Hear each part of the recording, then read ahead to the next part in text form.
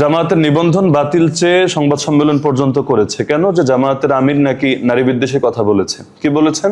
তিনি Al Jazeera এক সাক্ষাৎকারে ইংলিশে বলেছিলেন, তাকে প্রশ্ন করা হলো যে জামায়াতের প্রধান কি আমিরে জামায়াত, তিনি কি নারী হতে পারেন কিনা? তিনি স্পষ্ট বলেছেন হতে পারেন না। জিজ্ঞেস করা হলো কারণ কি? তিনি বললেন যেটা আল্লাহ অনুমোদন দেন নাই সেটা আমরা অনুমোদন দেই কিভাবে? তো এই বার্তা থেকেই তো ক্লিয়ার যে যেই দলের নামই হলো ইসলামকে কেন্দ্র করে, জামায়াতে ইসলাম, ইসলামী দল, সেই দল জীবনের সব ক্ষেত্রে ইসলামকে এবং আদর্শকে প্রাধান্য দেবে। এবং সংবিধানেও তো রাষ্ট্রধর্ম ইসলাম স্বীকৃত হয়েই আছে।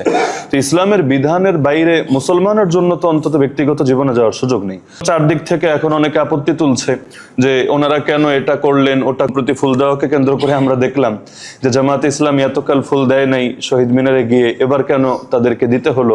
যদিও সেটা দলের নামে দেয় নাই, বিরোধী দলীয় নেতা হিসাবে তো এটা বাধ্য, তিনি দিতে বাধ্য। না দিলে আরো সমালোচনাটা বেশি হতো।